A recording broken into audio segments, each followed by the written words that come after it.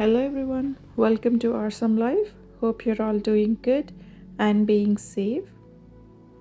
This is our June month garden tour video,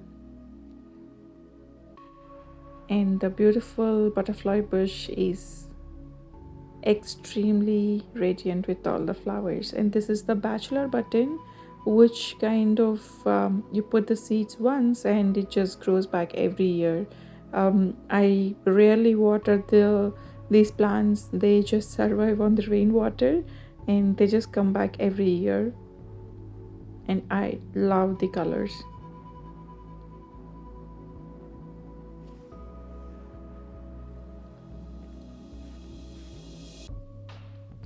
These are almost all our wildflowers, and now comes our sunshine.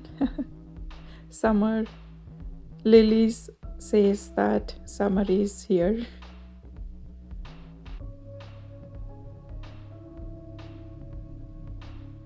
And again, lilies do multiply as the years go past by, and this is called as wallflower. It starts with, the actual name starts with S something, but the fragrance of that yellow flower which I was talking about is so delicious.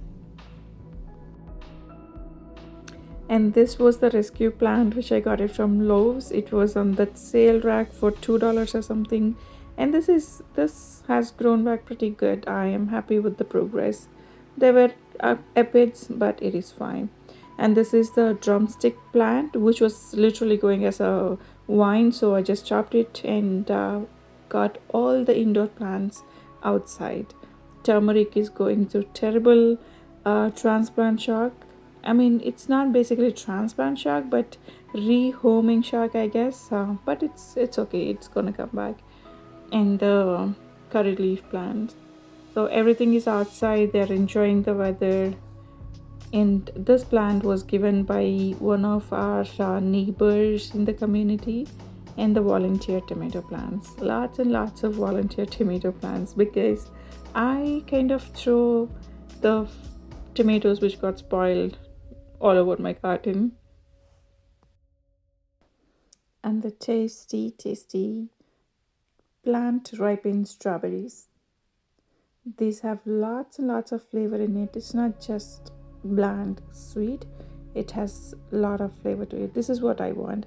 I just wanted to step into the garden, or my kids step into the garden, and just pick a fruit and eat it right away and enjoy that burst of flavors.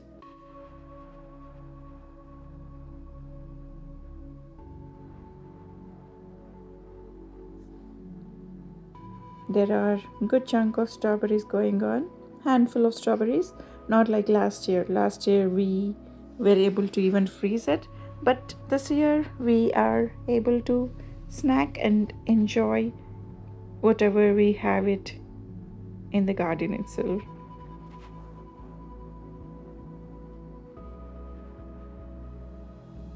And here comes the raspberries. Finally, I did it.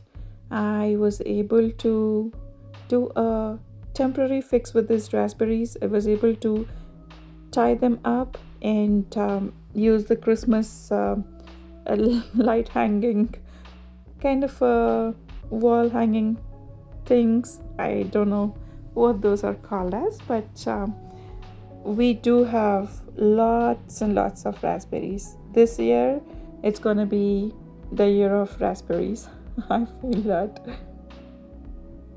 And these raspberries are so expensive. You guys would have seen, like, in the supermarkets, just for the regular raspberries, a box will be like at least $3 or something. And say if it is labeled as organic, then you'll be paying at least $4, and there'll be max of 20 raspberries in it.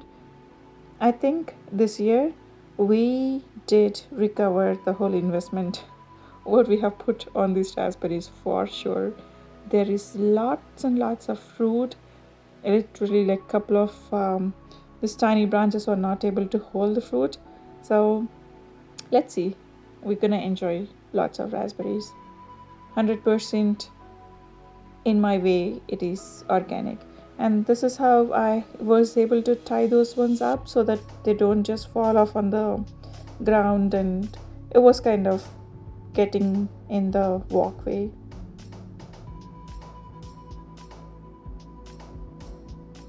Look at those bunches of raspberries.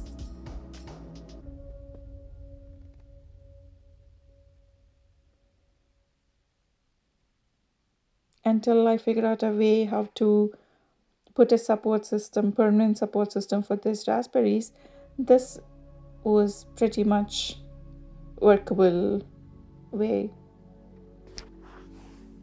And we did put a couple of more seeds because zone 6 weather has been extremely crazy. One of the days it was 90s and the other day it'll drop to 40s, and there were a couple of vines which got affected, and I was able to finally fill in the parts, whichever parts I was able to do it, and planted the seeds. And guys, this is the fun part of it, right?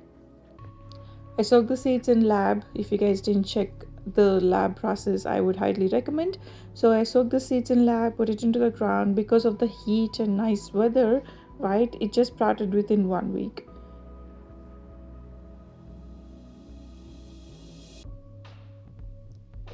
This rehumming mimosa plant is gonna, I don't know, the roots go pretty deep, and I think I chose a wrong spot.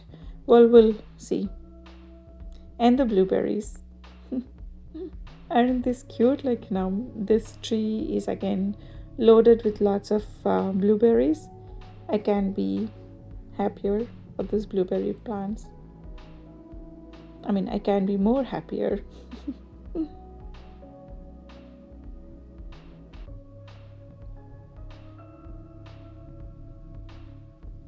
And we are gonna get glades in a couple of weeks, and this patch is gonna look beautiful. Oh, by the way, I did clean up this area too. So one of the weekend I spent the whole day in the backyard, finished my house chores, spent the whole day. This was the leaf months, so I took out all the creeping charlie or whatever weeds were there, took out everything, cleaned up that area, and put the leaf mulch. It was looking pretty decent. And this is how we welcome summer. Our garden, this specific spot, is filled with lilies, star lilies, extremely vibrant colors. And again, like I do put banana peels fertilizer. I make a liquid version of it and I put it for my flowering plants whenever I could, and you guys will see the difference. I did made a video on the banana peels fertilizer. Do check it out if you guys want. This is the sweet william flower which started coming, and it is so good for like as a cut flowers. And we are loaded with the pink lilies. I am in love with this spot. Like, this is a zen place for sure. Beautiful, beautiful, extremely vibrant colors. You will see how healthy plants will be looking at the leaves or the flowers. And most of what I give to the plants is most of those fertilizers. I actually make it at home. Bone meal, homemade compost, lab, banana peel fertilizer, a lot more. I did made a playlist just for the DIY fertilizers, so you guys have it ready. And the green apples.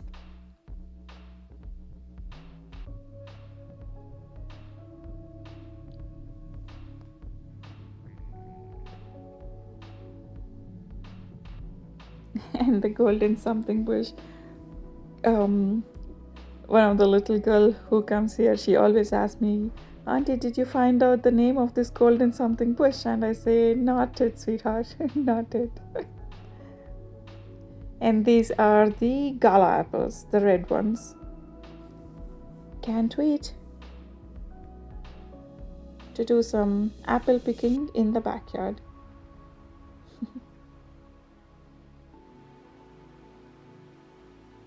And the figs.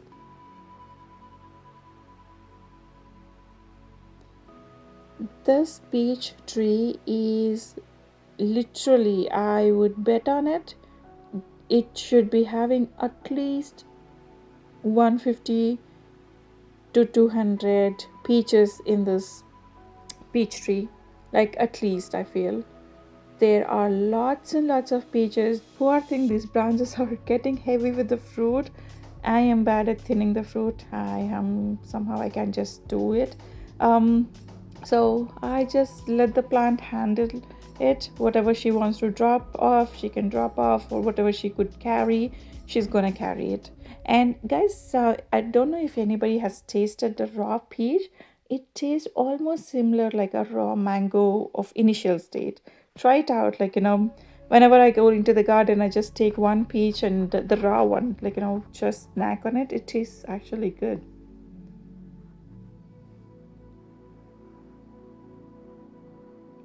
And the weed spot. Ta-da! Coming to the rose plant. This rose plant was completely destroyed with some disease. I didn't want to take it out. I wanted it to fight back, and it started giving the blossoms. And the plums. I didn't even realize this was happening. So I thought the squirrels were eating the plums. I go into the garden, whenever I check the plant, I see we wanted to snack on tree ripened plums, right? So I don't actually pick up the plums when those are almost ripened. I wanted to get completely ripen in the tree. So I just leave it in the plant, and a couple of days after I go and see, and the fruit would be missing in that spot. So I used to blame it on the poor squirrels. I thought they were picking it up, but no, those just fell on the grass. Those got ripened and those fell on the grass. And of course, I just picked those up shamelessly, because we don't put any of the fertilizers on the grass or anywhere. So it's good to eat still. And cherries, funny story with the cherries.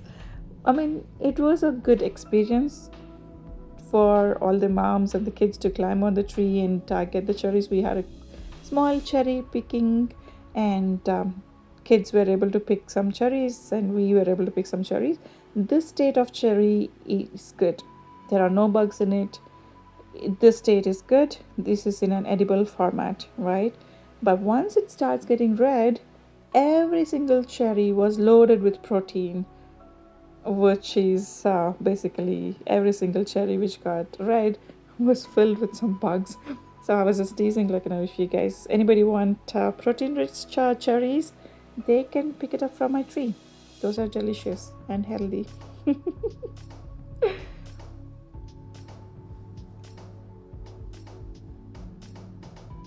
This whole area is filled with lamb quarters, and hopefully the Karela bitter gourd will catch up. And this is the mullein plant. I didn't even realize that this plant has such good medicinal properties to it. It's extremely good for lungs, and it's good for all the respiratory diseases. And of course, I was suffering with pollen allergies, and this seems to be one of the best cure what I could have done it. So I'm gonna give it a try. They make a tea out of the leaves, and it's a process, but I wanted to try it and see. And the garlic is super ready for harvest, and of course, right now when I'm editing this video, I did the harvest, and you guys gonna see the braiding what I did with the garlic. It was pretty cool, and it was a lot of fun to get the garlic braiding done. I'm gonna make a separate video, a cute little video on how to do the braiding. And the sunflowers, we put it into the ground on a weekend, on a Sunday, and we were able to see the plants sprouted already to this state in exactly 5 days. Like how fast they could grow, right? With perfect weather and a little bit of good soil, they grow good. And I could see the onions growing. Can't wait. I know onions, once they reach to a certain state, we have to ring it around. So I'm gonna do that. And the papaya seeds, looks like papaya leaves are pretty good for juicing. I'm not a doctor. Don't quote me on this. This is just an experimental thing what I wanted to try. So I'm just growing papayas just for the leaf sake. And the peas. Of course, our peas was much more beautiful and more lush until our groundhog found that there are peas growing on. It ate away most of the peas, and it did eat the leaves too. But there are a couple of peas hiding just for me to snack on now. I love to go into the garden after a good rain so that the vegetables or fruits are nicely washed by the rain and I can just pick it up and eat it. In the potato patch, Mama loves good potatoes, so I am just counting on some good potatoes. Potatoes with lots and lots of combinations. Cannot wait.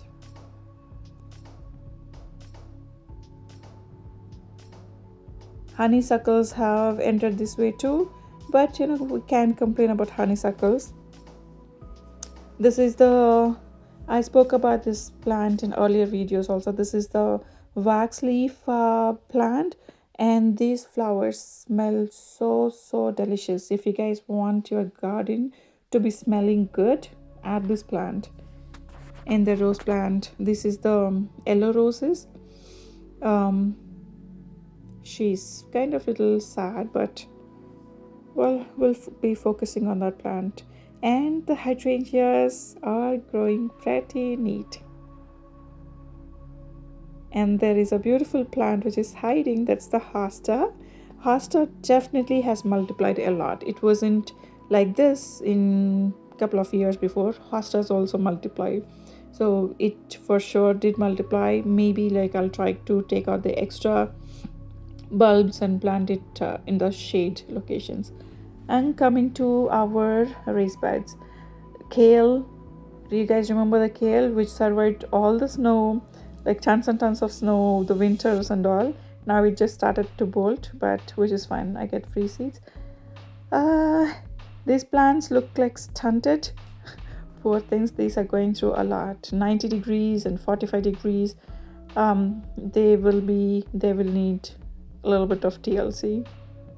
And the gongura patch is growing nice and good.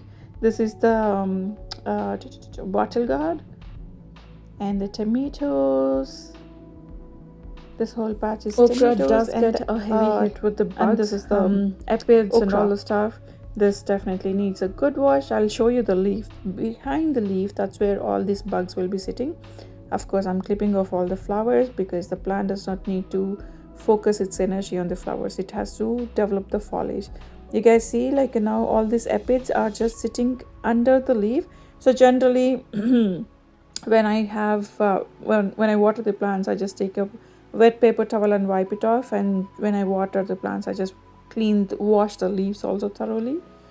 And the strawberries, I'm just making sure that I don't pick anything with my aphids hands and eat it. So I'm just leaving the strawberry right there. Once I go wash my hands, then I'm gonna snack on that. And one of our good friends, she gave me extra chili plants. I wanted like lots of chilies, and she was so kind enough to share her chili plants with me. That was extremely sweet. And all these tomato plants, most of them are given for one of the charity run. I felt extremely happy and proud that we were able to do that. And couple of plants went for my friends, so that the RSum plants are everywhere, hopefully. This is the Malabar spinach. Malabar spinach, again, I thought there are not going to be any volunteer plants, so I actually sowed it indoors. But looks like we definitely have a lot of Malabar spinach plants. and the one of the other plant too. So Malabar spinach, we do eat it in breakfast omelets. That is so delicious, and it's very very healthy too. Bok choy, I definitely need to do some harvest because I'm not getting any time to do any harvest or anything of that sort. And this is the rich gourd. All of my plants are very tiny state, which I'm not which I don't actually blame it on them. The weather is bad, so they need to do a lot of catch up. I need to do a lot of catch up actually. And these are the broccoli. Of course, this is the season of the bugs. Let them eat a couple of things. They also need to survive, so let them eat what they want and give me a little bit for us to survive too. And the onions, this is the celery. I'm gonna make a video on celery too. Do subscribe, guys, if you want like all these videos, right? Do subscribe and let me know how the garden tour is. Any questions, just drop me a note. You all have an awesome life, happy and healthy gardening. By the way, the next video is gonna be on how to braid garlic and the garlic harvest. So stay tuned. Bye now. Take care.